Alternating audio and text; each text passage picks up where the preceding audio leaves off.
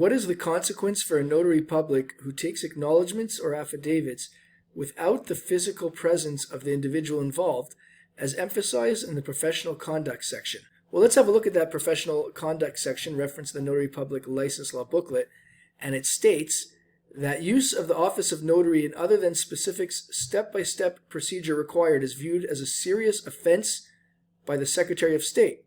The practice of taking acknowledgments and affidavits over the telephone or otherwise without the actual personal appearance of the individual making the acknowledgement or affidavit before the officiating notary is illegal.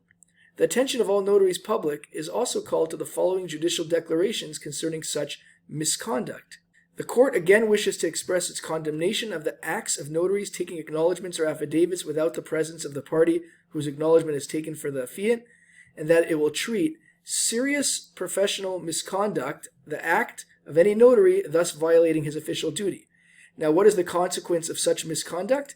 For that, we have to look at the Executive Law, Section 130, entitled Appointment of Notaries Public, and it states, the Secretary of State may suspend or remove from office for misconduct any notary public appointed by him or her, etc.